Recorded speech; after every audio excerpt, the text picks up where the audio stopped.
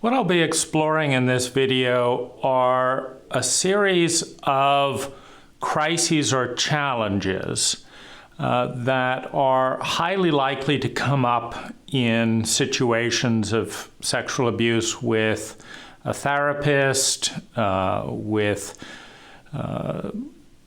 incompetence in therapy or in power relationships, and which I understood very little about before this occurred, which means I didn't have a plan, which means that at the most intense point of pain and trauma in my adult life, I was having to solve and reorient around multiple problems that had no easy answer. So the first kind of bottleneck, or, each of these presents its own kind of wedge between a rock and a hard place, comes from the fact that as a sensitive, meaning neurologically I'm in the 10 to 20% of the population that is unusually responsive to sensation. It doesn't mean I'm unusually polite. It's unusually affected. As a sensitive, with two violent parents, I learned two things. First of all, my parents would and could induce pain physically as well as psychologically at a level I couldn't tolerate. And secondly, that in order to survive, I needed to switch from standing up for what was appropriate for my healthy boundaries to pleasing or seducing them into backing off. And so as a sensitive, as an empath, I learned that I could understand what my parents needed to feel or not feel, and could position myself not based on what was good for me or what was true for me, but what would result in them not hitting me. And the way I would describe this is that my healthy inner defense came up in childhood and was beaten down through the law of mass. The law of mass is the phenomena that, a giant in a battle with a toddler always wins, particularly when they have the legal, the financial, the social sanction to pretty much do what they want with their children. And so that healthy self-defense came up, and my parents responded to this, as many adult children do, with feeling threatened that their child would question their authority. So they escalated the violence. And at a certain point, a switch in me flipped, where I realized my self-defense could get me killed. In other words, my inner warrior, my inner, hey, this isn't right, stop it. My inner boundary was the most dangerous thing inside of me, because with insecure, traumatized parents, that induced the most violence in them, the most rage in them, which, very quickly flooded my capacity to hold that state as an infant. Now, what was left in my body was a residue, a memory, that standing up to authority figures was lethal, would get me killed.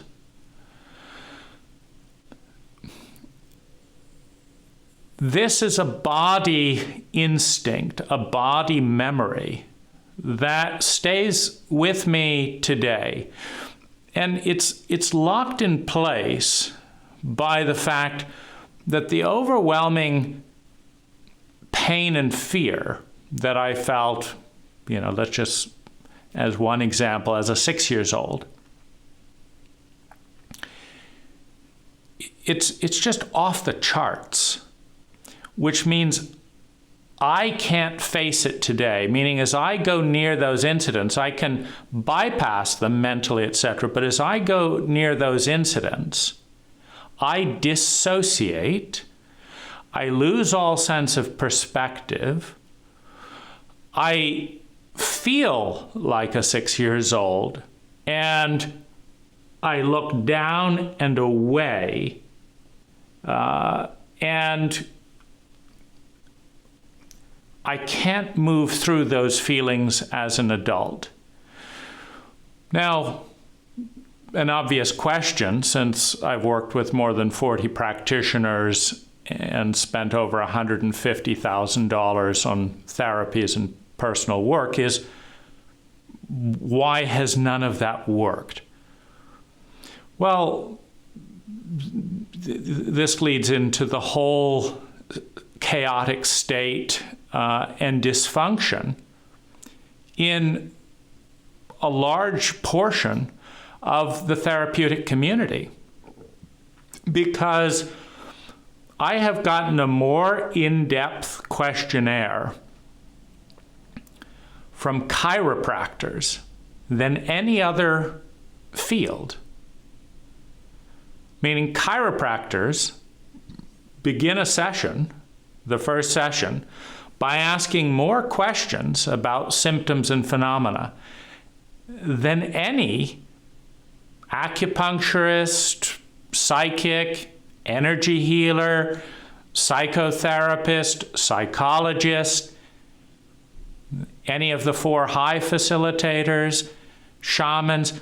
There's just no intake form in most of this. And as a result, not a single one of these professionals asked the most basic questions that would A, bring this to light, B, illuminate that it was trauma, C, give any indication of what to do about it. And so I've lived with that particular phenomena my entire life. And this makes it, what I developed as a response when I saw unhealthy behavior was to simply withdraw. That rather than face the fear of death and have my body be re-traumatized from this belief that was formed as an infant, I just withdraw. So I withdrew from family relationships when I left home at 17. I've withdrawn from the rare toxic client in my landscape construction business.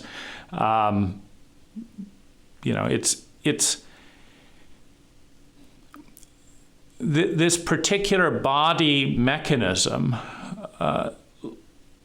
short circuits the entire system if I'm in a conflict which requires a strong assertiveness in order to keep the relationship healthy.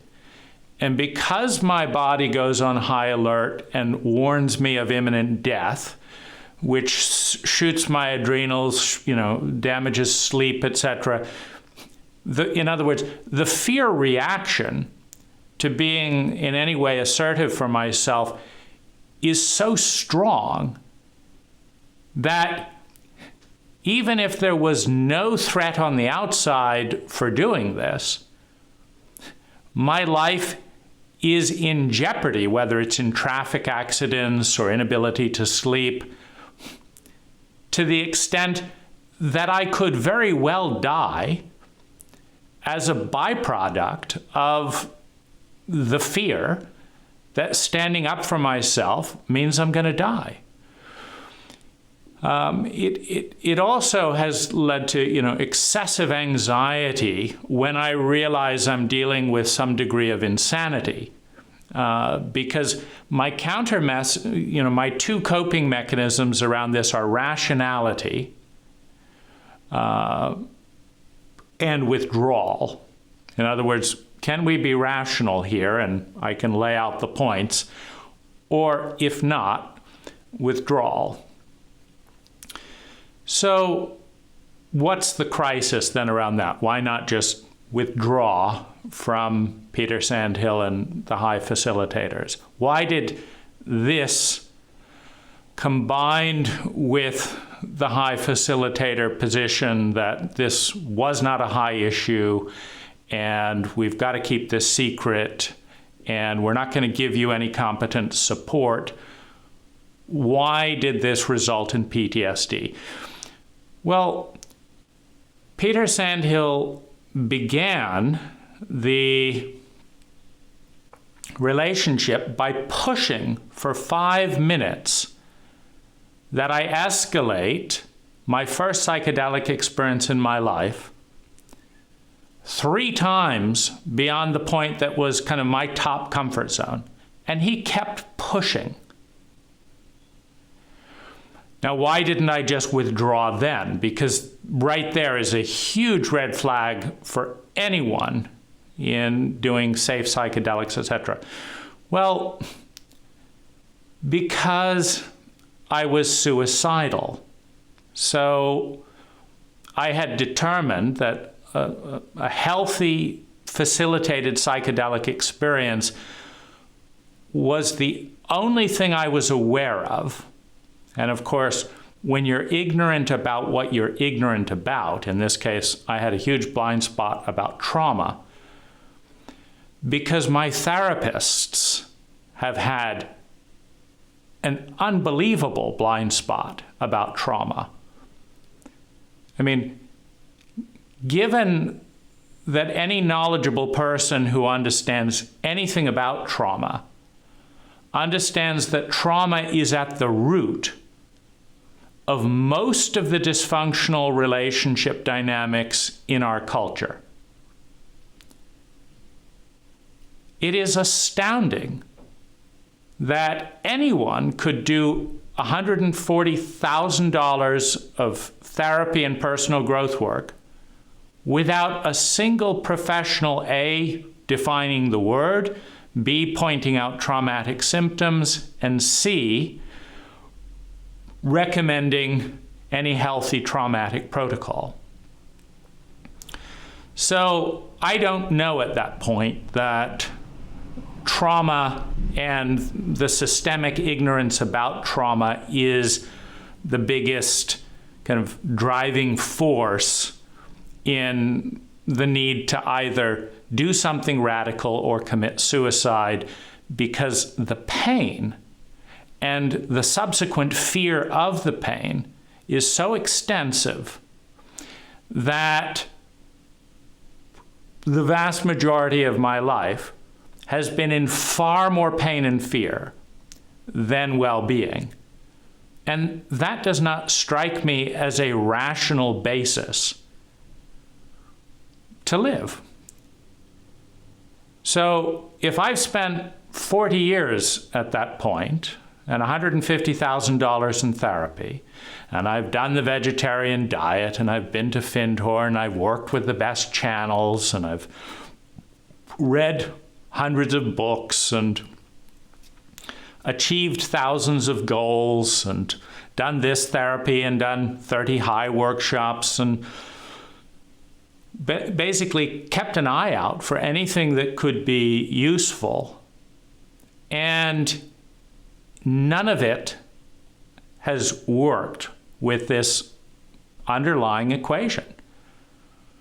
60% of my life is and has been spent in pain and in the fear of a pain that had no real relief. Now, there's other aspects to it than just trauma. There's attachment disorder from not being able to have a secure emotional connection with either parent or anyone else for that matter, and which makes it almost impossible to feel safe enough to deal with trauma, even if you know what it means.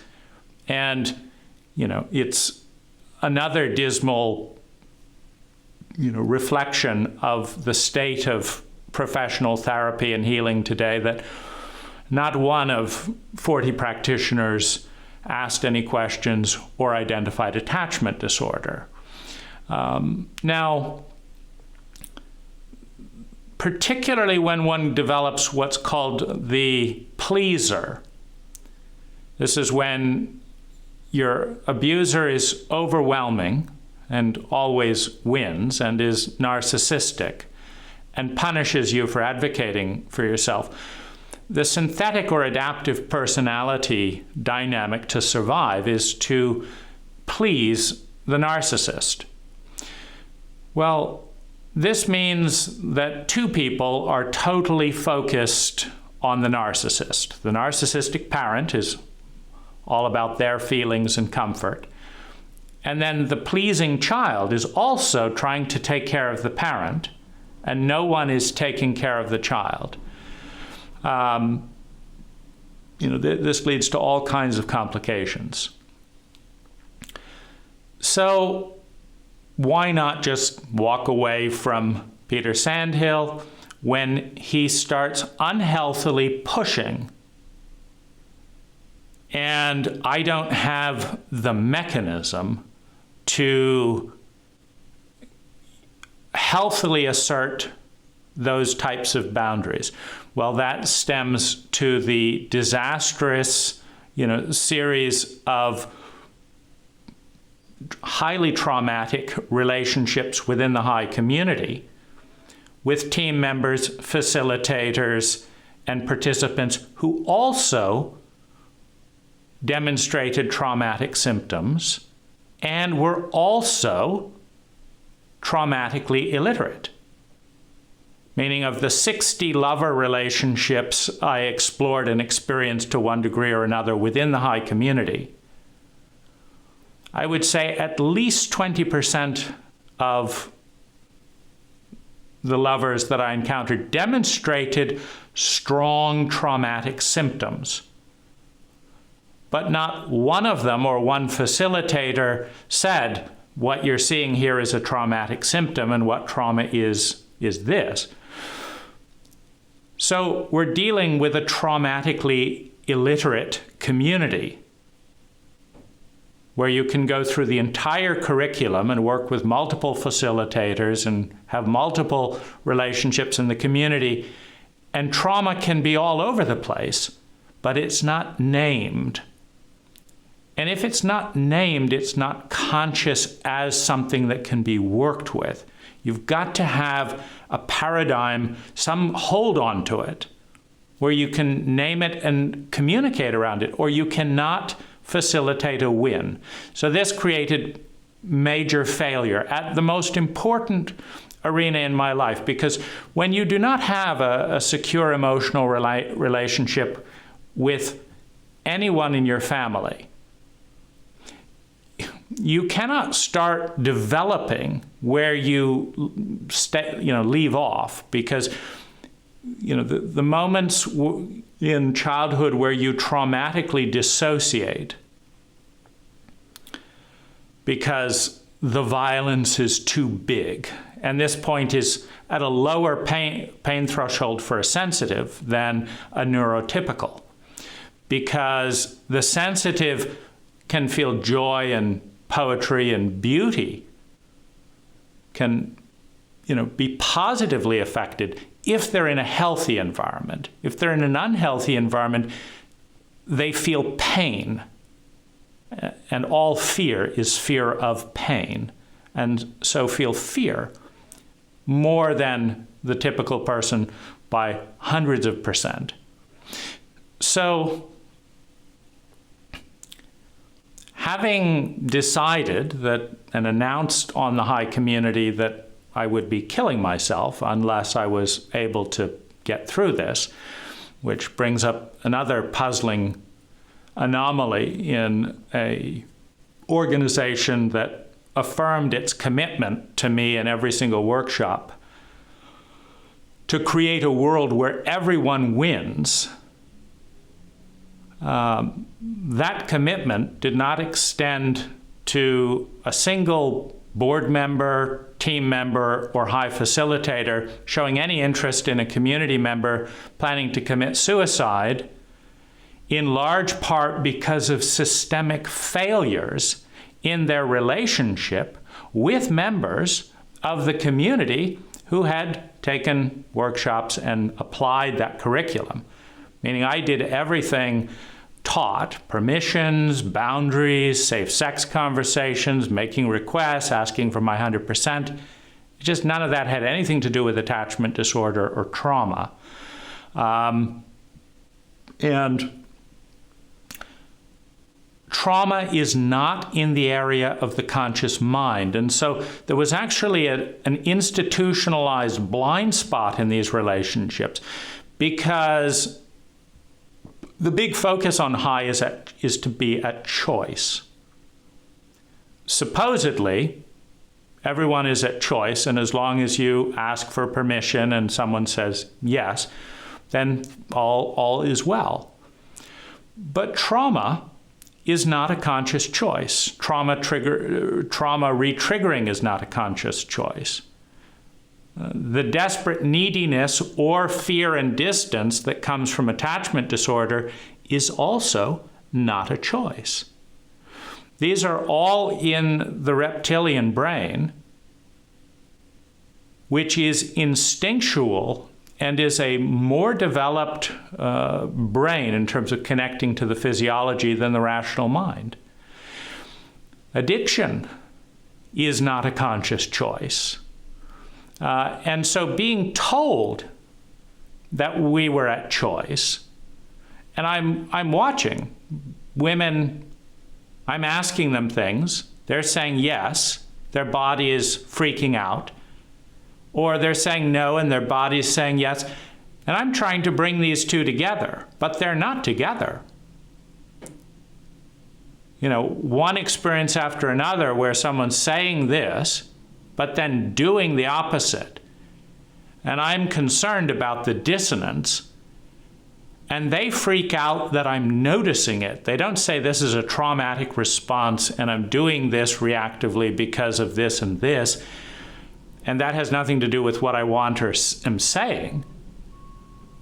They are freaking out that I'm noticing it, which makes me even more worried and leaves me even more puzzled. And I bring these to Ann Watts, and I bring these to Ann Watts, and I bring these to Ann Watts. And it's like, yeah, this is tough out there. But there's no, oh, you need to understand the science of trust, or you need to understand and read this book, or you need to know what PTSD is and how that's affecting people. And so I'm doing every single thing I can think of doing. But the trauma load is going up. I don't feel good when I traumatize someone else and I don't have a word for it. I did my safe sex conversation. I asked for my 100%. I asked for permission. But they're still traumatized. What did I do wrong? I don't know. And there are things going on in my body that I can't control that are causing excruciating pain. And if I try and manage them indirectly, because I don't have the language for it, this is causing confusion and angst in my partners. And I get it, but I can't do anything about it, because the areas they want me to change are not in my conscious control. But I'm shamed by the mantra, "You're at choice," but I'm not at choice. If I was at choice, I wouldn't be at 60% pain. I would just choose not to be. I wouldn't be afraid of that pain. I would change the bits of my behavior that I'm getting clear feedback on. But I'm not at choice in those areas, and that bit isn't being covered. So my well-being is deteriorating, and I'm at my wit's end. So psychedelics, I've never been drunk or taken any recreational drugs. When you're traumatized, your identity is and feels very vulnerable. And so someone who has an insecure identity, that's your coherent pattern. You know, my coherent pattern first showed up with, "No, stop hitting me." But the very act of presenting my pattern led to escalated violence, which told me I can't hold my pattern. Well, all mind-altering substances, alcohol, whatever, fuzzy your pattern. That's the last thing that a sensitive, an empath, who's constantly being bawled over by other people's stronger pattern, who's terrified of conflict, wants is another reason to lose coherence. The challenge is, can I get through the day without a conflict coming that's big enough in which my pattern of thinking, feeling, speaking, and doing that I've designed and orchestrated is intact versus knocked over, either to avoid conflict or because of superior mass. I've had a lot of unusual experiences in my life which lead me to see things differently than 90% of people in most situations. Well, when you see things differently than 90% of people, you're in a minority relationship with the majority almost all the time. Now, that's hard enough if you have healthy boundaries and can assert. But if you're conflict avoidant out of a traumatic fear, this is a constant kind of delicate situation, which makes it very difficult to be in groups, which leads to more isolation, which creates a problem. So I'm in this situation with Peter where he's pushing, obviously incredibly inappropriately and insensitively, for me to take his level of psychedelic dose from my first experience. Now, I thought it was about me and my private paid session, but no, it turned out it was all about Peter. He wanted the higher dose of psilocybin. He wanted me to take MDMA on top of psilocybin. Whatever Peter wanted was obviously something he was happy to exert pressure on. And having lost my coherence with the initial high dose, I was far more suggestible than otherwise. Now, during the peak of the psychedelic session, there was a strong coherence pattern that came in that was me. I was very excited to meet me because a lot of what an abused child develops is coping strategies of adaptive personalities to please or accommodate the sociopathic elements in the environment. So I was meeting me, and the me was generally taking a stand counter to my therapist, Peter. And Peter was fighting the me he had induced with this high psychedelic dose. So on the one hand, he'd say, you gotta take a high psychedelic dose. On the other hand, as soon as I say anything from that place, he's in disagreement, and he's always right. So having launched on the journey, you can't back off just because you realize your therapist is crazy halfway through. That's the vulnerability and the risk of a psychedelic compound. That's also not a choice. You're pretty much going into new terrain of identity. Now, the identity, again, is your pattern of thinking, feeling, speaking, and doing.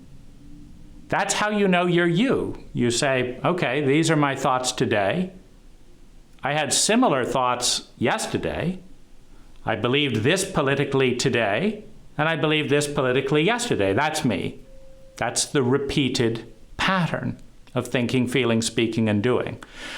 Well, the whole point of psychedelics is to interrupt your identity with what? An altered state. Now, once the altered state in physiology comes in, you see things differently. So your identity changes. You think, feel, speak, and do differently. Now, I liked the new identity that came through. What was the problem? The problem was that my therapist, who I depended on and who had promised, Peter had made this rock-solid promise. Gandalf on the path of Karas in the mines of Moria, right? You shall not pass. You remember Gandalf fell into the abyss protecting the hobbits. And Peter said he would be that one if I took the high psychedelic dose. He would defend me with his life. Nothing was going to hurt me, etc. Well, I learned immediately, having taken the high dose on this promise, that this was the farthest from the case. This was not a rock-solid commitment. Peter was committed to his blindness, to his arrogance, to his ideas, and had no room for what was coming through in a psychedelic session. And throughout, the period, which was the most vulnerable thing I've ever done. Because if you've already had your identity shattered multiple times through violence, and you're already, as a result of being an empath and a sensitive, regularly confused, is this my feeling or someone else's feeling? And picking up on group energy, etc. And of course, our cult does not teach sensitive and empaths how to deal with it. It blames them for not knowing how to deal with it. So you can go cradle to grave in our cult and not learn a single sentence about sensitivity. But as a result of that ignorance, when there is pain and problems, the majority in a sociopathic and ignorant cult attacks the minority, the sensitive, who feels that attack more than other people do, and who, in this case, believes they're going to die if they stand up and fight.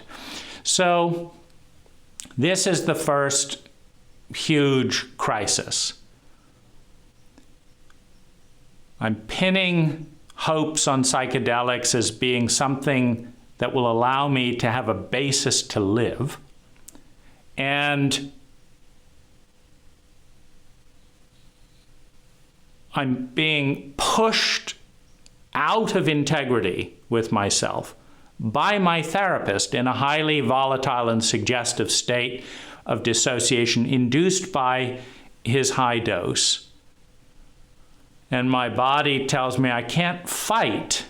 I'm dependent. Once you take that psychedelic dose, you're highly suggestible. I couldn't function because the dose was too high. So I needed my therapist. I've never pushed so hard for basic decency. I told Peter to stop charging once we once we escalated the relationship into a lover relationship, I said it was, you got to stop charging for this. Well, Peter just kept slamming against that. Absolutely not. He had to keep his commitment to Sarah to charge me. But at the same time, he was perfectly fine lying to his wife. So he's basically demanding that I go crazy at my expense and that everything he's doing is right. So this was, in and of itself, an overwhelming rock in a hard place. Now, as Peter's behavior continues to spiral destructively in a variety of ways, there are more than 100 of these rock and hard places thing. In our culture, no one has the attention to grasp them, which basically means we're going to give you 100 problems that you probably can't solve that are excruciating. And then we're going to give you an ignorant population who doesn't understand any of these things, who's overworked and busy and believes that feelings are not as important as thought anyway. And so you're going to be completely misunderstood for the rest of your life, because nobody's in this cult is going to study psychology enough to have a clue what you're talking about. In other words, you're going to go from being a 10% minority to a 1 in 1,000 minority, which means that 999 times out of 1,000, the people you encounter have no idea what you're going through or why, and have no idea that that's a problem or why it's a problem, and get angry at the idea that any shift in the cult framework should take place that would lead to empathy and understanding. That is an overwhelming crisis to give to a therapeutic client as a reward for trusting and paying you $175 an hour. It is all the more outrageous that, knowing as little as we do, and I'm not blaming you, I'm saying that in a cult like ours, that does not spend a single hour in kindergarten, middle school, high school, or college teaching you a single scientific thing about feelings, about the human body, about healthy relationships, and is in fact filled with dogmatic, repetitive hearsay that is unscientific and highly likely to be traumatic and lead to failure and pain. So it's not only do you not get psychological, emotional, and relational literacy, you are given huge doses of chauvinism, which attack all femininity. And ironically, the chauvinism of the cult is most harsh and critical at the femininity in men.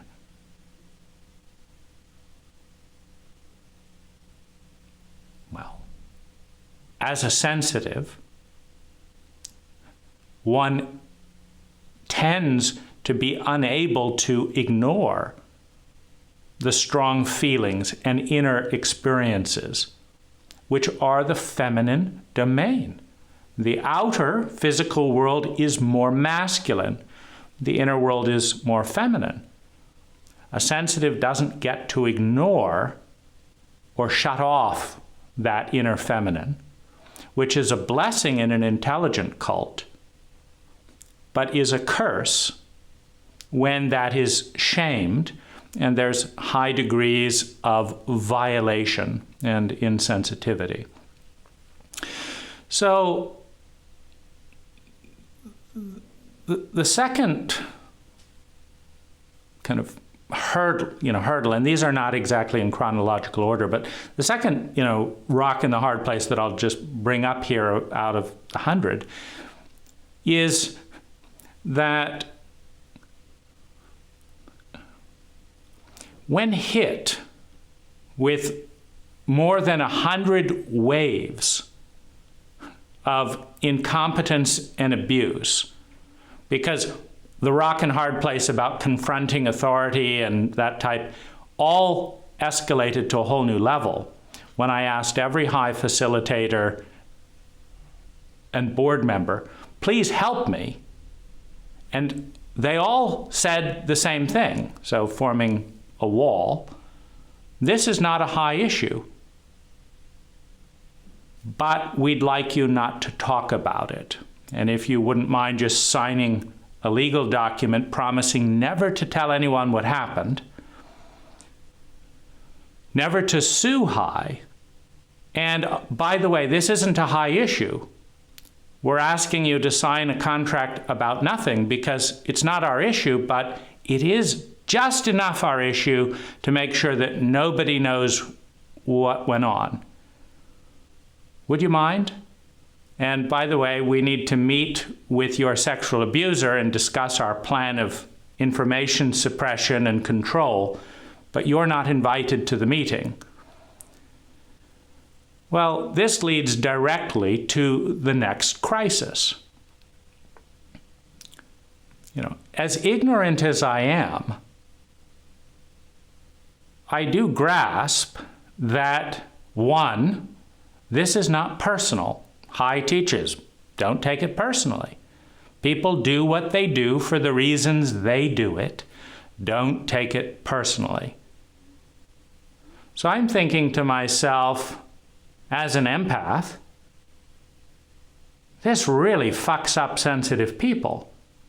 High doesn't even teach people about the distinction between neurotypical and sensitive. And most sensitives are already battered and need help from all their self-shame because the insensitive majority blames the sensitive for being too sensitive rather than apologizes to the minority for building out the cult to suit the majority and ignoring 10 to 20% of its people that are highly sensitive. That's a pretty big omission. Oh, by the way, there are only men's bathrooms in this hotel. That's really the only people we want around here. So if you're a woman, just go into the man's hotel. And if you don't like it, people will complain to you for being too sensitive because we're too busy and ignorant to bother to accommodate you and your kind. So just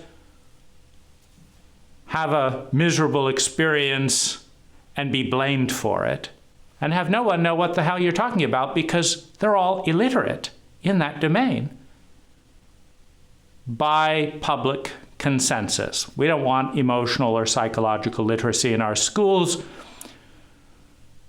We want people who do what they're told because we tell them to do it, starting with parenting and moving into education. And we'll call it thinking just to confuse you, but that's what we want. So we have a growing awareness as my well-being deteriorates that Peter and the entire facilitator body that I've depended on as a primary source for guidance and inspiration in relationships that have been systemically failing and causing re-traumatization and attachment disorder, that they are actually a threat to the public because they don't know what they're doing. First problem, that's easily solved. I know what they're doing isn't working because my pain is going up. But they're also willfully ignorant, meaning they don't want to know that they don't know what they're doing. Now I'm back in the first hard place. Now I have to fear like I'm going to die in order to confront them, or I have to walk away and understand that a certain percentage of the team and participants will be severely damaged by people who don't know what they're doing, don't know that they don't know what they're doing, and are committed to not knowing that they don't know what they're doing. So I'm in the worst place of my life, but I have a strong ethical drive, that's the empathy, to see that this doesn't happen to the next person. But I'm now in the biggest battle of my life because, again, I have no choice. Meaning, it may feel like a great choice to commit suicide because none of your therapies have worked. And to say, oh, well, psychedelics was my last option. Peter Sandhill is the best I can find in a cult where all the science has been shut down for 40 years, and this is illegal. But I figure, well, it's illegal to commit suicide.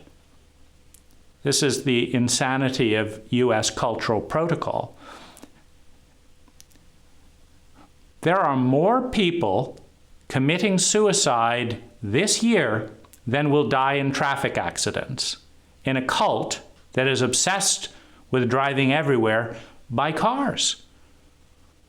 That is an astounding reality.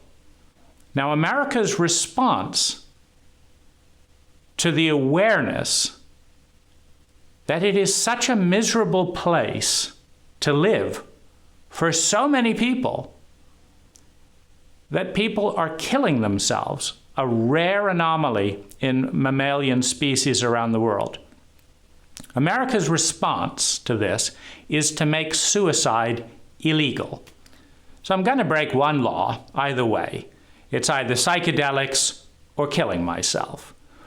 And if the psychedelics don't work, I can always kill myself again. Or go back to plan B. So I'm willing to take a higher degree of risk and try to do things differently. It's just things go much worse as a result of trusting someone profoundly incompetent at every step of this process, who was recommended to me without caveat and without disclosing his lack of licensing or competent training as a really great guy to help you with all this stuff.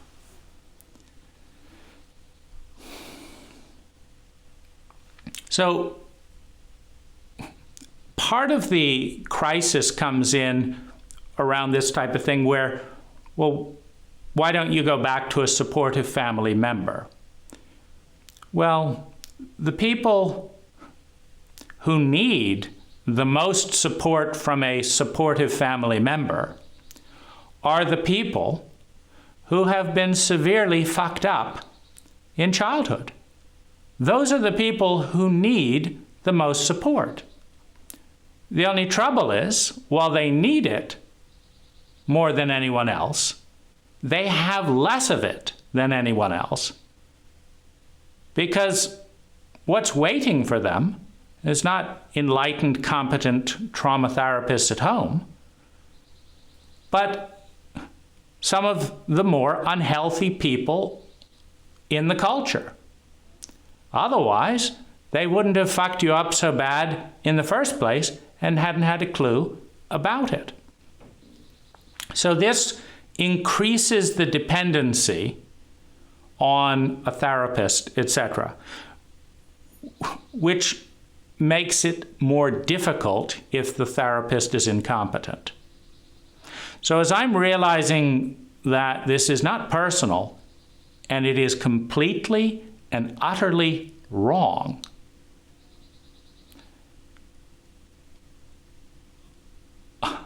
I'm speaking up about it, and I'm feeling like I'm going to die. This played a contributing part of trauma becoming PTSD. Meaning the facilitators were so off in so many areas. The board members were so off in so many areas that I felt afraid of insanity.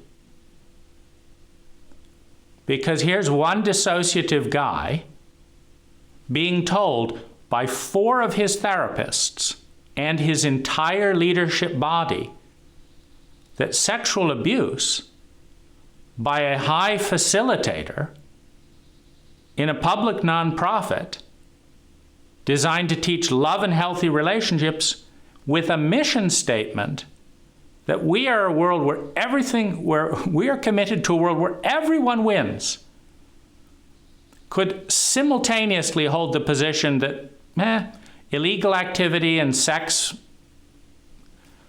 with one of our staff for money under the influence of high doses of psychedelics, it's not our issue. We're too busy making the whole world win to train our staff and do anything about it.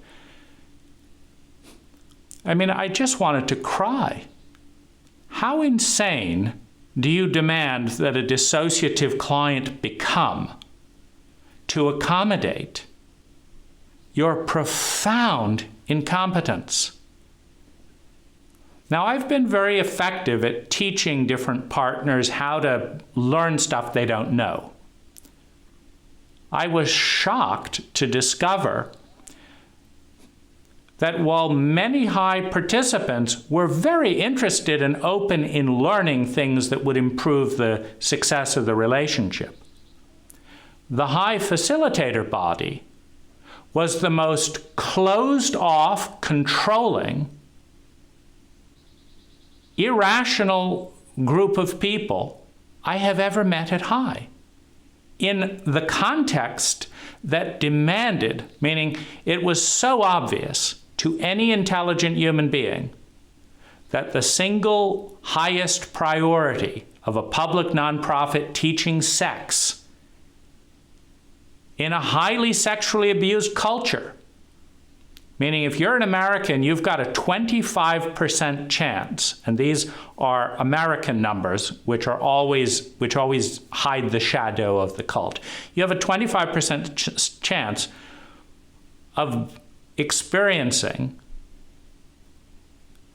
an abusive sexual relationship by either being the abuser or being the victim.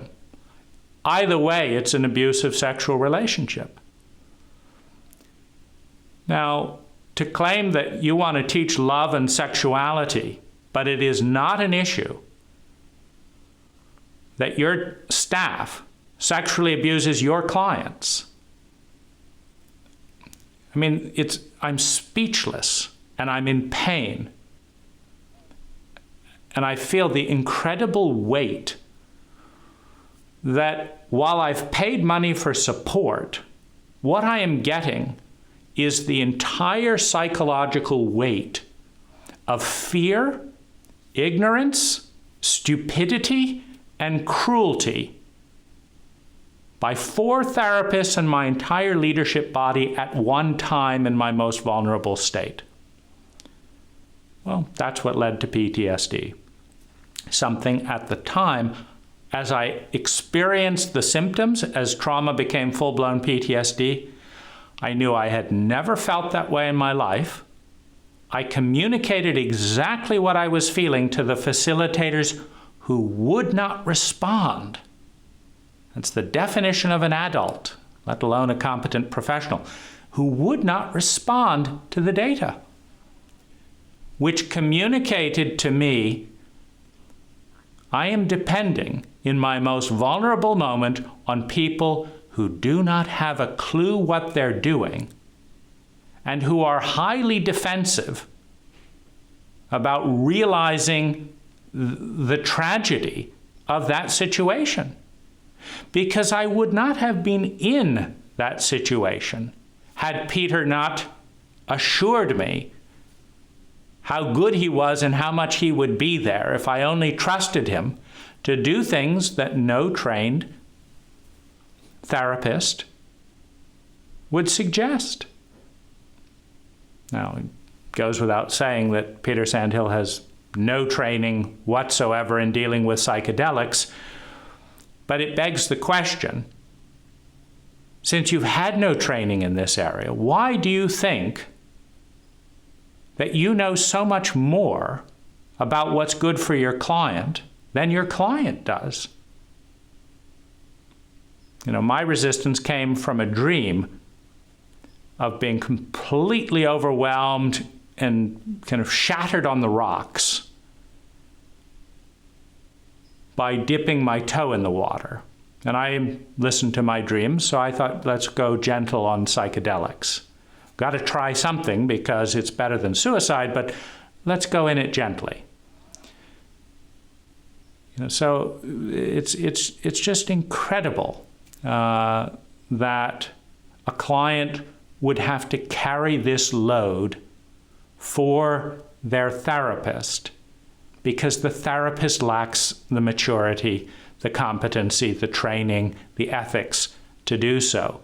And that the entire organization, and you wonder, did Peter Sandhill train and convince all of High to behave insanely and sociopathic? Or was Peter insane and sociopathic because he was trained by a group of people that taught him how to deny all competent responsibility? Either way, they go hand in hand. The main result that came from telling every member of the facilitator body what was happening was the fight went from one insane person to 20 insane people, all of them taking positions that were damaging to my well-being, all of them escalating the panic that I'm going to die for sticking up for myself. Something that none of them have ever bothered to understand, having taken their dogmatic position. So the more concerned I became, the more committed I became to seeing that this doesn't happen to other innocent people. However, the more I fought for this not to happen to other innocent people, the more my trauma went up as it was fought back. And as my panic about dying escalated, and as my ability to function in my life decreased, thus increasing my harm. So I felt like I want to take a stand for public safety, but it may kill me because of all the ripple effects that are coming from a 1 to 20 fight. You know, if we were to take this into terms that people can understand, because we're a materialist cult, if you realize that 20 people are not protecting their clients, but are hurling rocks and damaging their clients, and you want to alert and protect more people, don't come into this sphere. But in order to do so, you've got to make your way through 20 people.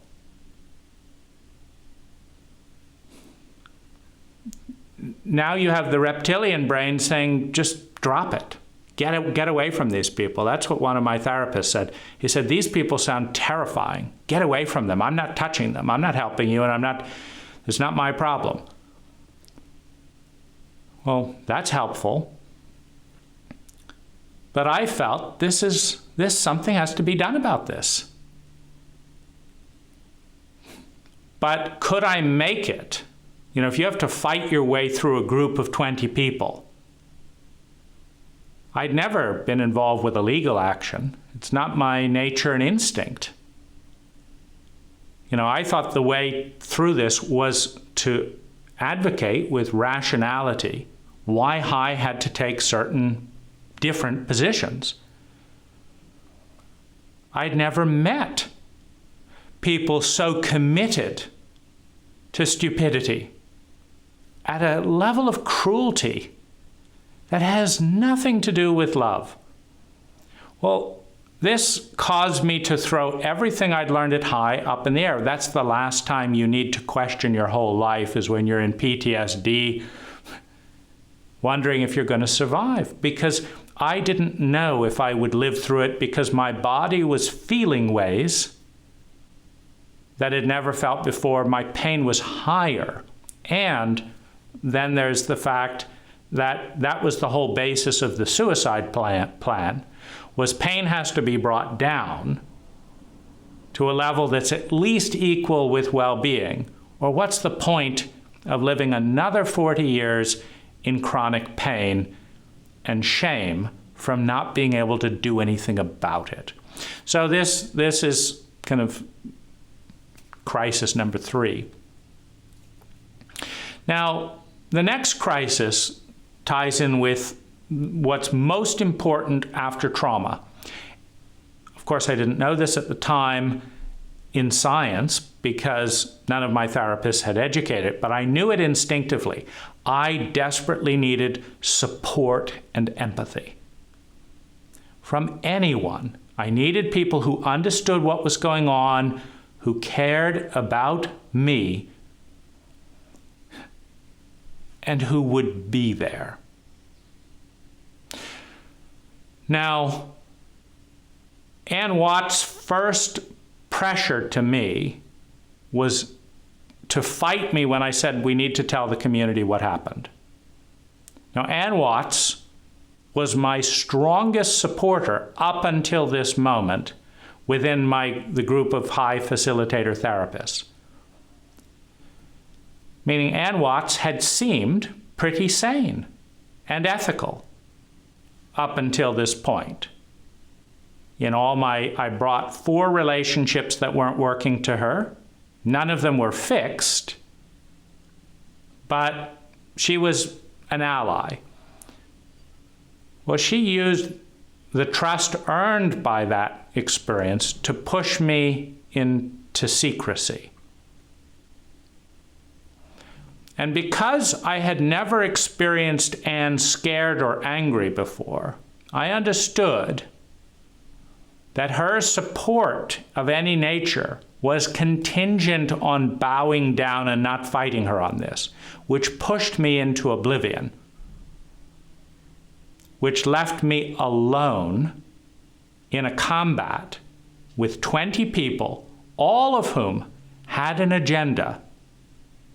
Survival, looking good, not adding more to their plate, whatever it was, they all had an agenda that was higher than what is number one for their client. Now, that's illegal, it's unethical, it's also common because no one at High wanted to do the ethical thing, which was to refer me to a competent trauma therapist outside of High who would not have the conflict of interest that was pushed on to Ann Watts and which she assumed. Ann Watts was trying to get from me cooperation to be invisible, which meant that no one could empathize and understand, and which meant that I would be left alone to alert the public because Anne wouldn't do her job.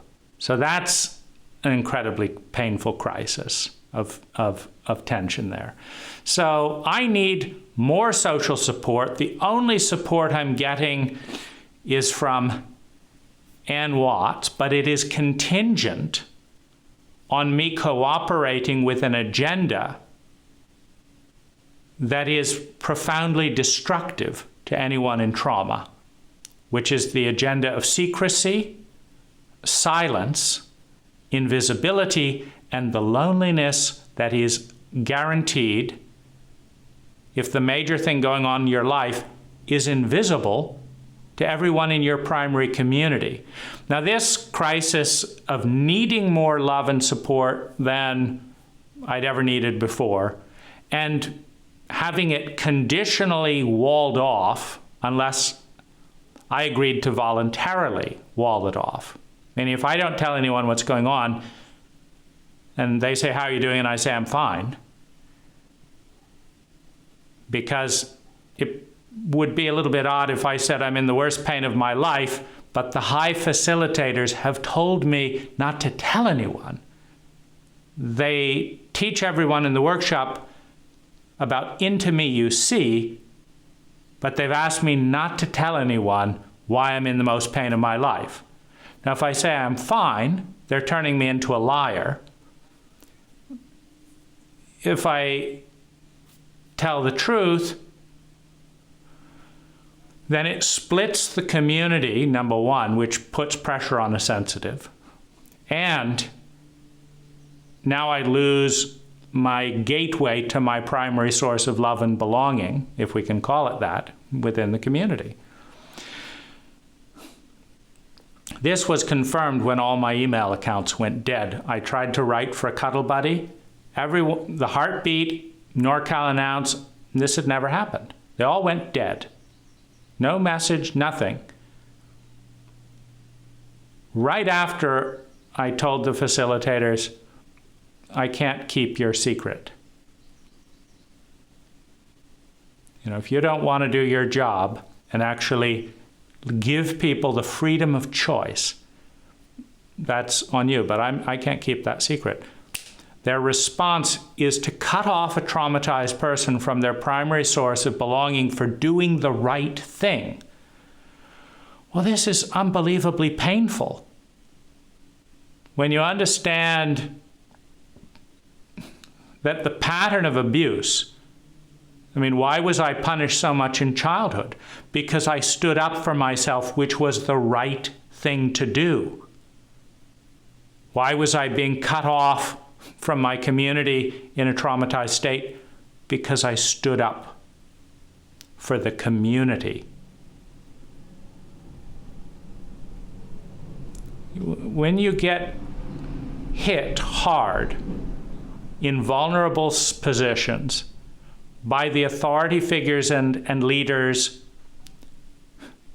who have more power and abuse it. I couldn't cut their emails off, but they could just send a message. And you see, the high team has been chosen for largely unquestioning loyalty, not for ethics and education. What did they have to say to get me suddenly cut off of the email lists? I haven't had any support available from those email lists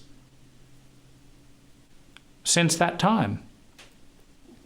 And so that creates the crisis. More need for support than ever, less support than ever. Now, the third kind of rock and hard place that came up was I had to grasp and acknowledge that what I had learned at high was dangerous in a variety of ways because it resulted in unnecessary suffering in a variety of ways. Because I was at the effect of a level of pain I could not deny. And so when I did the statistics, so I began studying psychology, etc. Well, this creates a new problem. Because I modeled my relational behavior with 60 lovers based on what I had learned at high, not based on good psychological data. So every single time I read something that helped me understand, yes, Peter Sandhill is pathologically dangerous here. I then had to look at what I had copied because high is all about the room of love. Whatever goes on in that room, it must be love, because it is the room of love, and they don't define love in any other way. We'll just leave it vague, and that way whatever goes on here is love. If it happens to be abuse, well then that abuse is love. So it crosswires, but the vagueness of definition combined with abuse going on in that room all the time and just being called love, combined with Peter's love, quote unquote, being called love, meant that as I was learning what was competent psychological data, I would say, high doesn't do that at all. That's odd. Yeah, that must be why I'm in so much pain about it. Okay, that makes sense. But then, while in all that pain about what was done to me, I'd have to look at my past relationships in high. And I said, I copied the facilitator protocol with this lover, and this lover. And they were in pain. And I was just as ignorant as the high facilitators are, and did nothing to help them with that. I lacked competency in those relationships. So now I was in excruciating pain from having things done to me, and at the same time grasping how much abuse I had done while following all the protocols at high to the letter. Because I didn't know about attachment dynamics either. I didn't know about a safe psychological conversation either. I didn't know about trauma and PTSD either, and I didn't know that these people weren't a choice. And I didn't know what to do about it. So this created, it's horrifying to be feeling that pain and knowing, this lover here probably felt like this when I did what Peter's doing to me now to this person and thought it was okay. So now I've got so every single thing I'm learning is hitting me in three pains simultaneously. One, what the hell did I pay for this for? Two,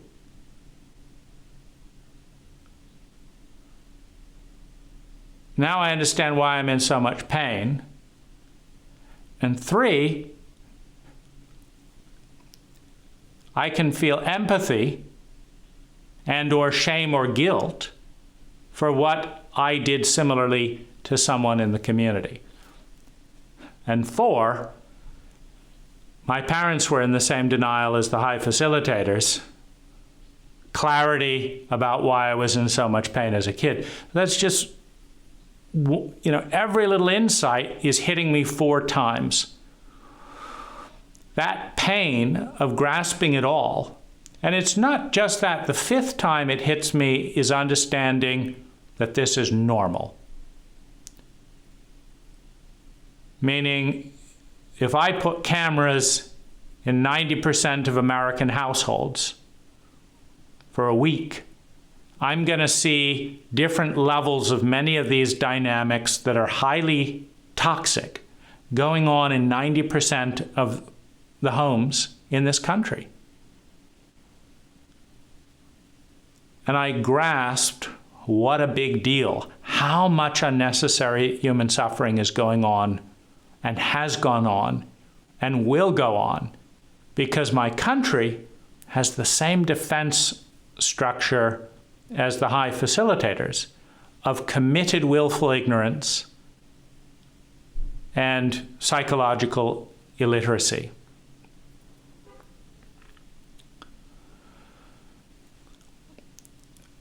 Another crisis, and I thought narrowing the 100 down to 8 would make this a little bit quicker. I don't believe in doing this quickly. I believe in a psychologically literate cult. And if we're going to do things just because that's the things we do in this cult, we might as well make those things be intelligent things, such as learning the science of how we hurt people and how to love people, and ensuring that our professionals know the difference. Now, I grew up in a superficial New Age family, which means I got abused, but I also got hit with all the spiritual critic. Be positive, be grateful for all your abuse, be thankful that you're not starving in China, all this. And in my own life, I've studied metaphysics, etc. And so this tremendous push to be positive, acknowledge the gifts, don't be angry. But I'm feeling worse and worse and worse and worse. And my own spiritual critic, combined with Peter's spiritual critic. Peter doesn't like my energy and attitude towards him. That's the joke of trying to clear up abuse with a narcissist. You want to clean up their abuse in a professional capacity. But the narcissist is all about, well, this isn't the best time.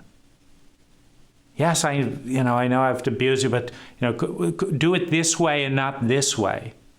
Oh my goodness, you need this. It's all about the narcissist. And I've got this kind of edge of not, avoiding this, and I've got my own spiritual critic.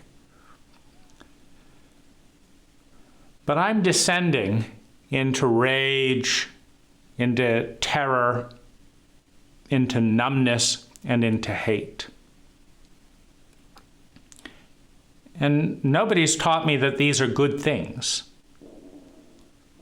But I discover when I can't move and get off the floor that the idea of taking revenge can get me off the floor when I'm in too much pain to move out of empathy. Because when I'm empathizing with my abusers and they are empathizing with themselves, and the whole community is kept in secret and I'm isolated, I'm back in the same abusive dynamic as my family, only paying for it.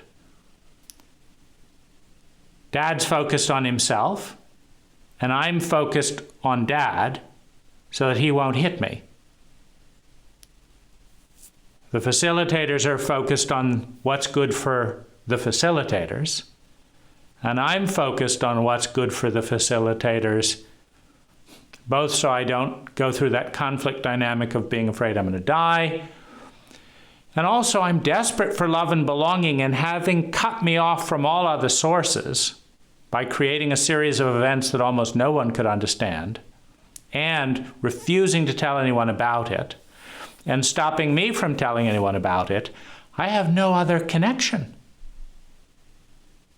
That's pretty normal in America.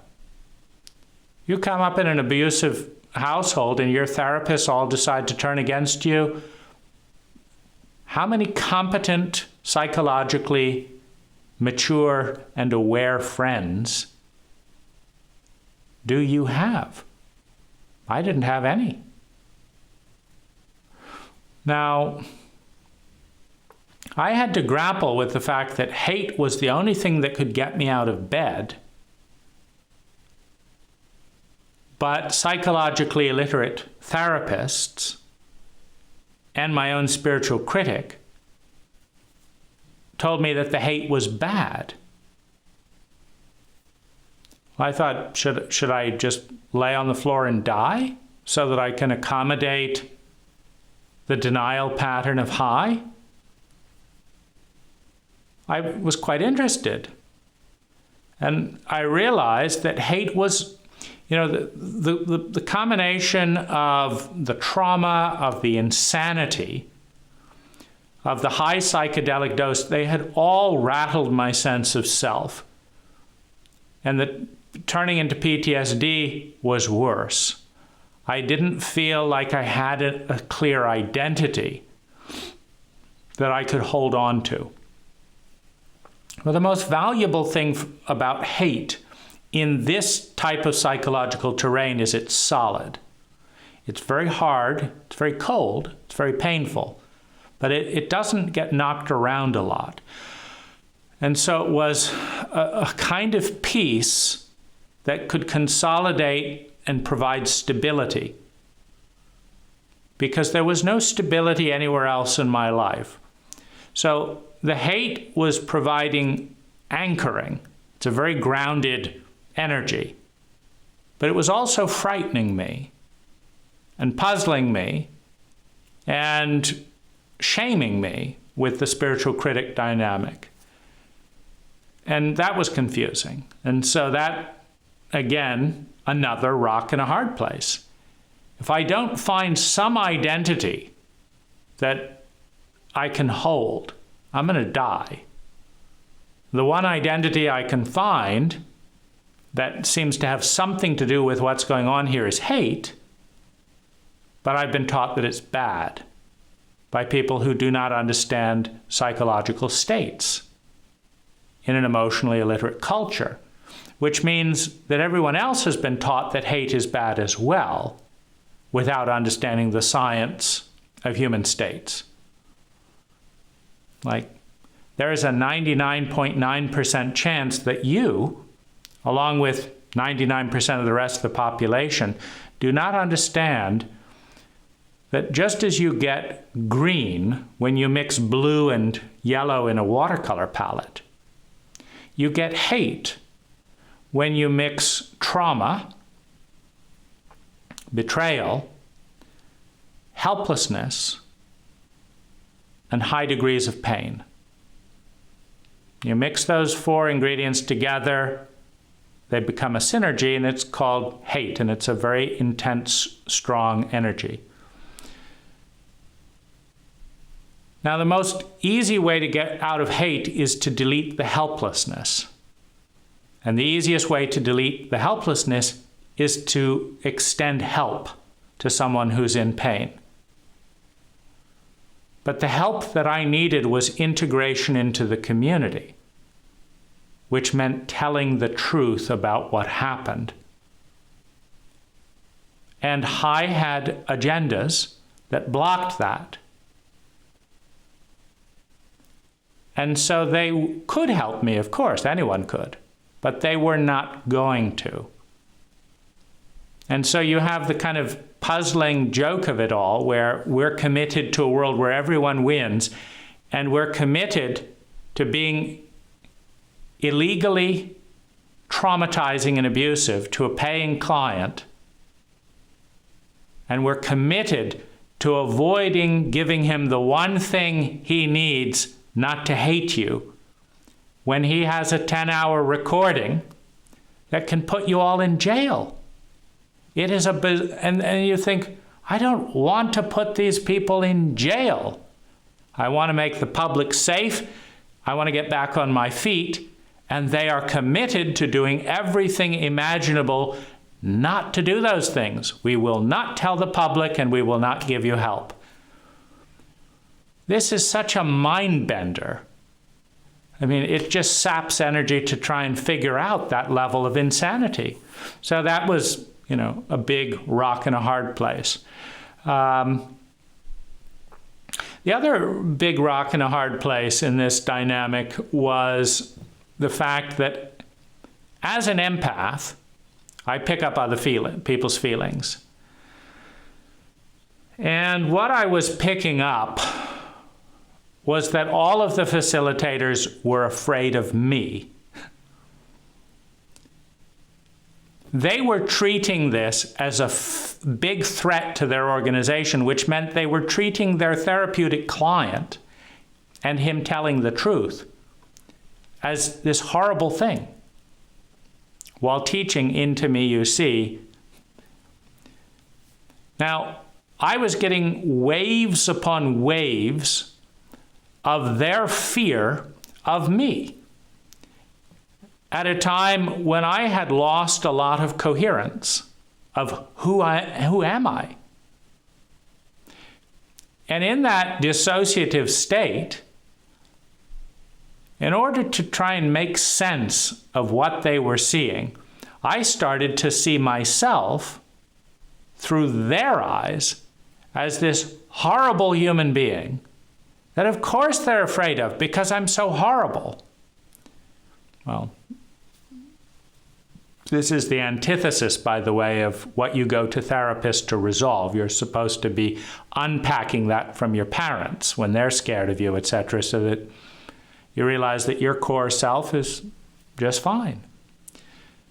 But all of my therapists and teachers were afraid of me, and this fear would hit me as they would do one thing after another that they would do for I'd never seen them being this insane, which means they've never been so scared. But they're giving all of their fear to someone in a traumatized state who needs people around him that are telling him it'll be okay. You cannot convince someone that you think it'll be okay when you're acting in sheer terror and insanity all around. The message I got is, we're all scared shitless of you. We don't know what the fuck is going on, and we're committed to making it worse.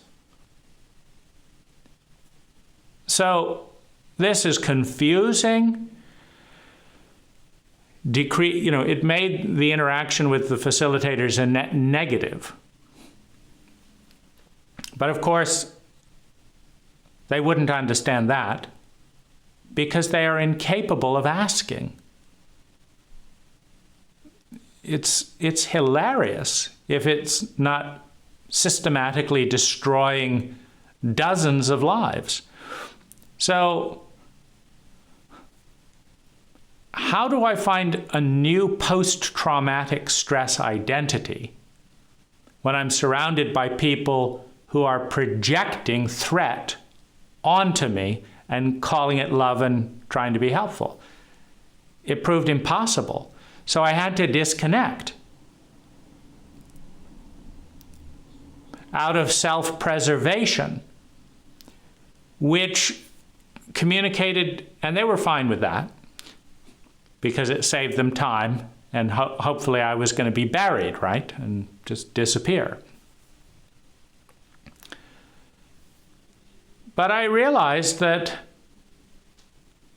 plenty of people would die in this type of insanity, and because I was having near-miss accidents in traffic. That's how this all blew up to I call the facilitators. I was on Highway 101, and a burst of tears and emotion erupted in a way that had never done so in my entire life. And I thought, I can't just walk around like a ticking time bomb so as to appease Peter's stupidity and get into a 5-car pileup because I have no control of my own body at 70 miles an hour. Something has to be sorted out here. I wasn't this way before.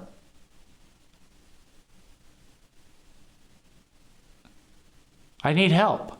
Well, that's when the facilitators made it worse. Now, how do when I disconnected with the facilitators,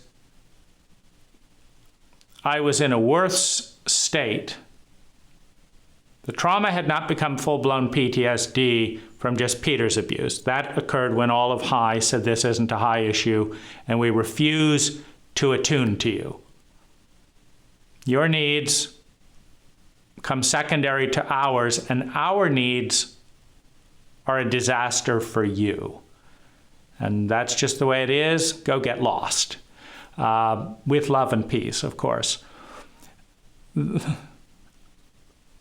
I was just so dissociative when I disconnected. Like, how do I deal with this? And that led back to the first crisis when I decided to build a website to try and bypass the communication controls, because the facilitators wouldn't tell the community. Then they cut off my emails so I couldn't tell the community. So the only thing to do is to buy the humanawarenessinstitute.org as a website and point out what's going on. And then they sued me to try and stop me from telling anyone there. And it's like every turn they're asking me to go crazy. The Human Awareness Institute is spending more money to sue a sexually abused client, to silence human awareness, than they are actually helping him in any way. If that isn't enough to want to make you leave this planet, I don't know what is. So they don't have a protocol for assisting traumatized high participants from committing suicide. They have protocols to make sure that you have more reason to die every time you interact with them around anything in this area. And so I became committed to documenting all of this because I realized it wasn't personal. And I realized that despite being a sensitive, despite feeling like I'm going to die every time I get into a conflict type situation, that because I work for myself, because I had some savings, which rapidly depleted, but I had savings, when this started out, and because dozens of people have said that I'm among the most articulate people they've ever met. Well, I lost my voice in the middle of this, and I couldn't write during most of this. But I started to make videos. And my goal was that whether I die or this gets resolved, I'm going to make a video about everything that happens until it is sorted out or I'm dead. And, this is, of course, distracting and draining, because I'm talking about the most horrific, insane parts of my life for hours at a time, day after day, as I learn new things, as I have new experiences. But that gave me a purpose, which was worth living for and worth suffering for, since I could not stop the pain. The purpose was knowing how often these types of things go on in a psychologically illiterate cult. I wanted other people to know that I cared about them enough to make these videos so they wouldn't feel crazy. Because that's really the only thing. I can't say that you're going to feel good if you watch all my trauma videos. You may feel terrible. But when you have highly narcissistic parents and then therapists who are so committed to looking good to themselves and other people that they call horrific stuff love, it's crazy making. And once that you've gone insane, you're pretty much doomed, because you will seek abuse whenever you say you're looking for love. So I figured that's a start to at least call a spade a spade. So let's do 1,000 hours of psychological research, document each step of the way, and help people. And they do help people. And And it's been very gratifying to have other PTSD survivors. Oh, thank you for saying that. That happens to me too, but nobody had ever told me about it. Or you put it into words, but I've been feeling that for the last 10 years. Or I know exactly what you're going through. That's nice to hear because the videos were something, that can last 20 years. So that's finding a purpose to live. But it also simultaneously, with all learning the whole thing about editing and being exhausted and stuff, distracted from my ability to self-care. So there was, the more I do this, the more exhausted I feel, but the more purpose I have to live. And on the other hand, what's the point of living if, your primary teachers and therapists are the ones that fuck you up the most, and you're already in an enormous amount of pain. So there's this delicate balance between those things. And then finally, the rock and the hard place around so much of this is as a result of a sustained lack of leadership by just about every competent leadership body in my world. It has left me painfully aware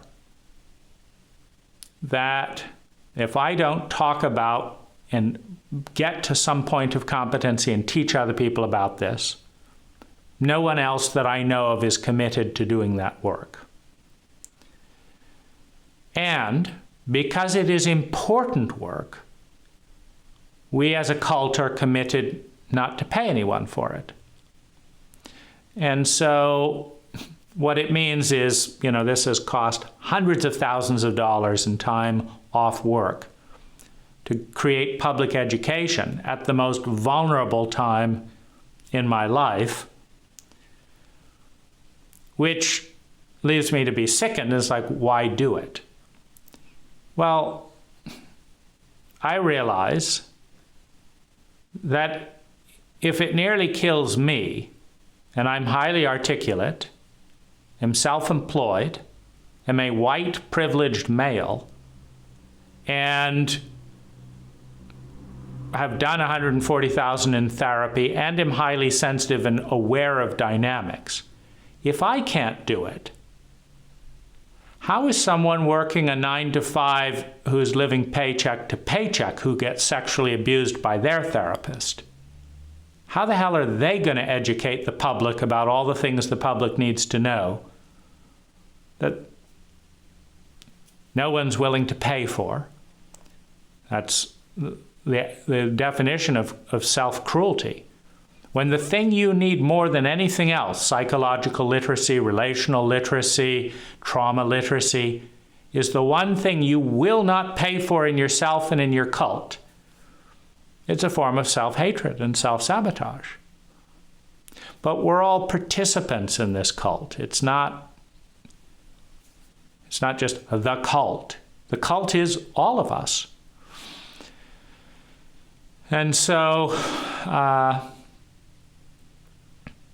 as challenging as it is and has been, like my body and psyche right now, 6 years later, is feeling more pain than I had ever known before these incidents, but 500% less pain than was at the peak of this.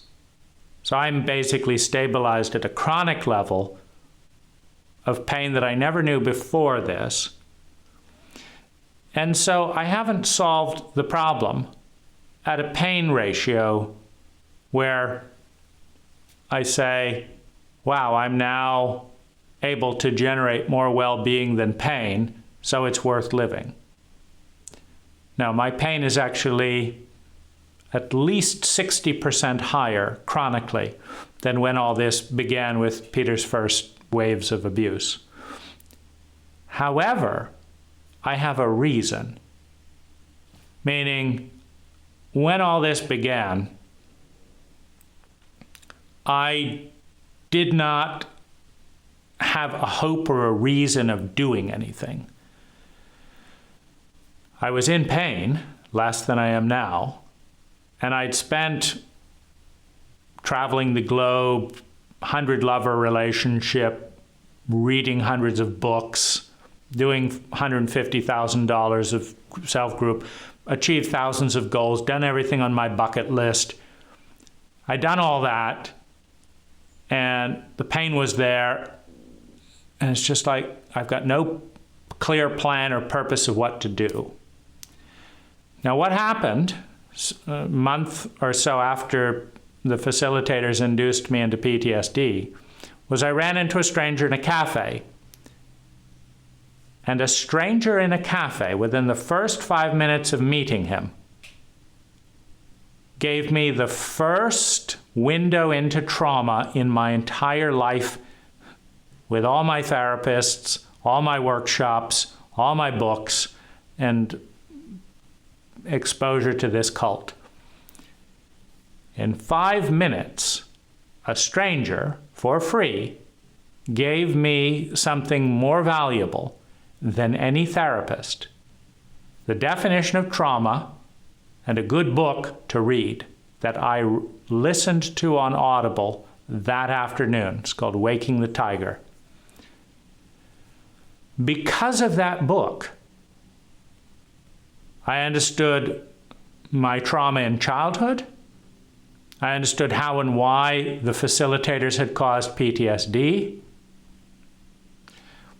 I understood all kinds of things in past lover relationships, traumatic symptoms in me and traumatic symptoms in my partner. So I had actually something to do. I then read all of the books that I could find on Audible. The Body Keeps the Score is the best. I recommended that to all of the facilitators. I've been fought every step of the way trying to tell the therapist who looked over traumatic symptoms in me, this is how bad it is.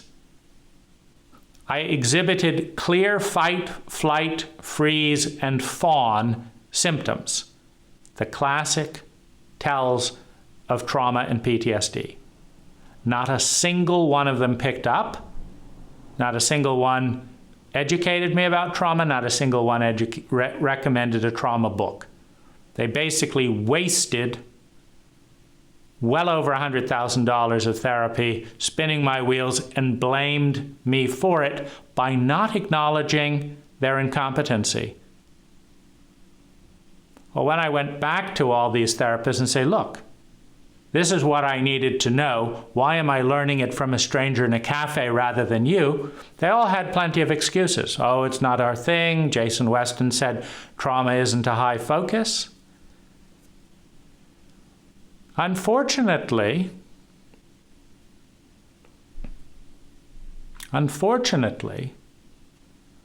the very technical competency it takes to know if you're any good at something or not, based on research by David Dunning,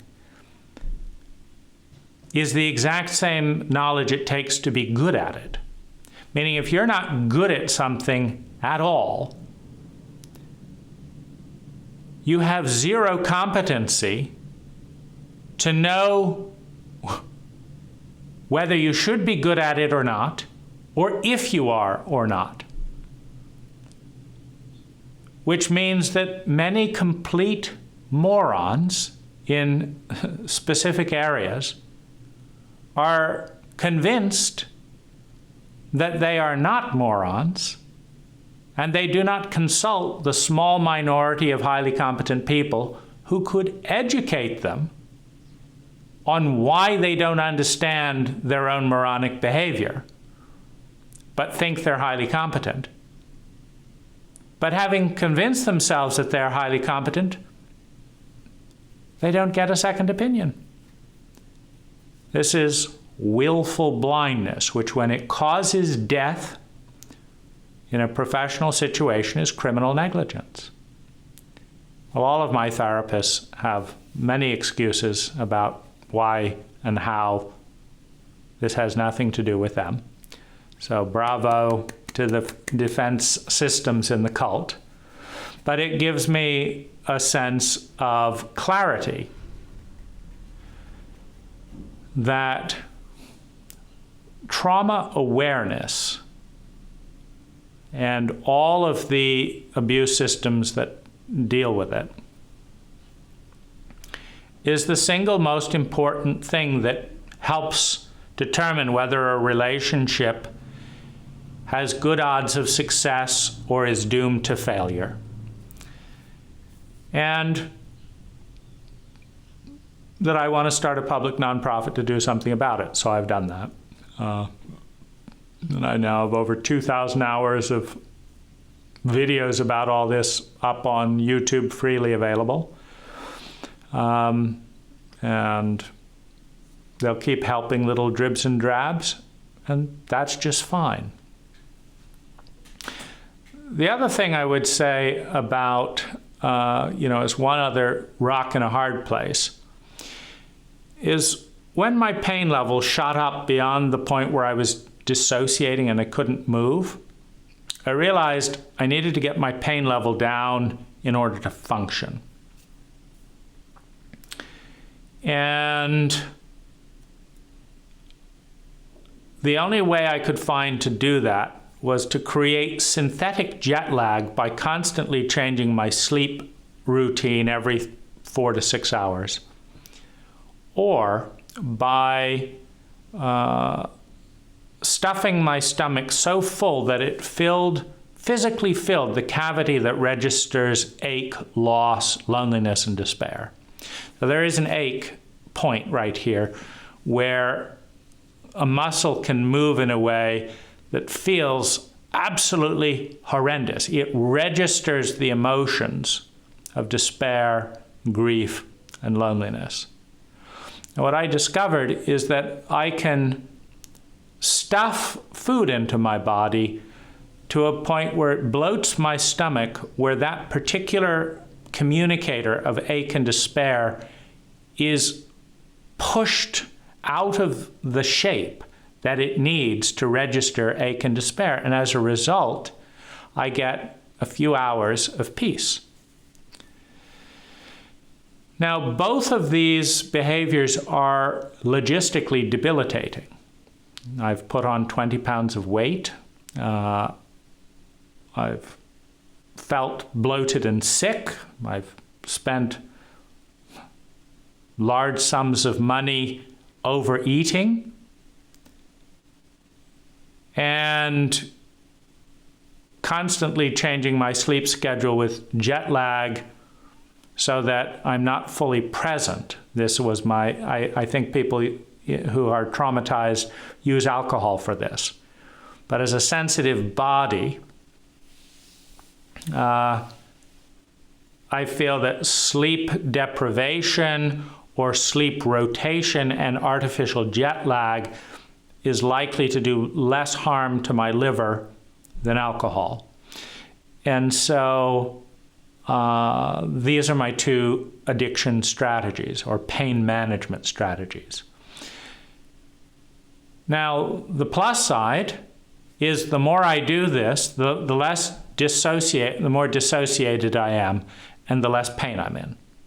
Heaven, compared to extensive psychological pain with no outlet and no relief, and a group of people committed to anything but dealing with that. Heaven. But one of the reasons I'm in so much pain is the divergence between where my life could be if I had competent support and where my life is because of sustained abuse by the entire machinery of the Human Awareness Institute. And it's not like it's singling them out. It's just psychedelics dramatically increases the impact of abuse, just like it dramatically increases the impact of love and support when it's there. And so it's a neutral. It just due to Peter's incompetence and insistence on the high dose, it saw me drive full speed into a concrete wall with a complete incapacity to deal with, the sheer cruelty of that, by a narcissistic man who needs to call that love. And so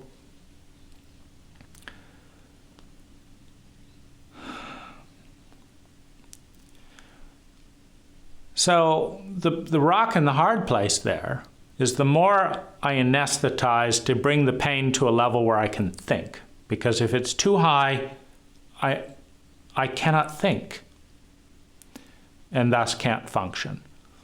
But if I'm too bloated or unavailable to function in daily life because I had to stay up until 6 in the morning, like today it's 11 a.m. Now I've stayed up until 11 a.m.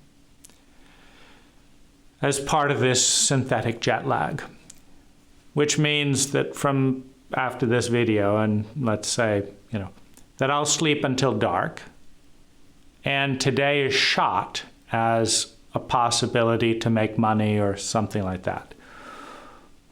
And so the balance is between having too much pain and not being able to function, and destroying too much of my reality through the painkillers of sleep dissociation, overeating, and anything else, that works in that domain. And there's a little tiny space in the middle where I'm not totally incapacitating myself to function, and I'm not in too much pain that I can't function. And what I'm aware of is that little sliver is something most people's lives would fall apart if they were given that as the only sliver to deal with. And that's another reason I feel a responsibility to do all I can to advocate for this group of people who are put into this sliver and effectively killed in various ways. Because I have the good fortune of having the best employee I've ever met as a virtual assistant. And so when I couldn't write, when all I could do was ramble, my assistant has started a nonprofit, published all of these videos, solved endless problems. And so, the way out of these tight places has often been, the just great good fortune of having one highly competent person on my team that can kind of see that about 10 times more gets done in my few functional hours a day than would have gotten done without him. And so I'm very grateful for that. And it's just sheer dumb luck that I, as a sexual abuse survivor and trauma survivor, both in childhood and by my therapists and kind of community, have that as an available tool, because I would probably be dead. It's hard to say, but I would probably be dead in direct or indirect complications, around this, without that support. And so the whole focus of this project and the way out is to bring enough data to the situation that other people who don't have the articulating talent, the employment flexibility, the savings in advance, the virtual assistant, the stranger in the cafe that tells them about trauma,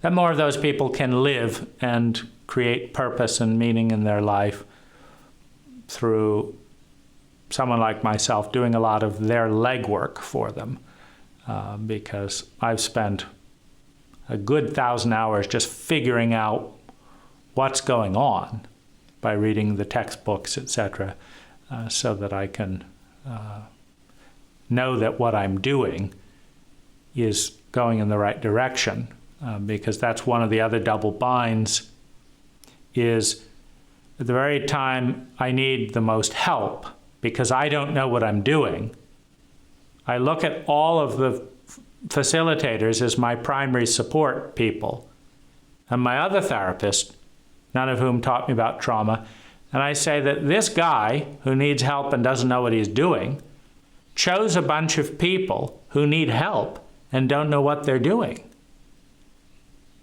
So how's this guy who still doesn't know what he's doing and still needs help going to reliably choose new support that knows what they're doing and doesn't need help?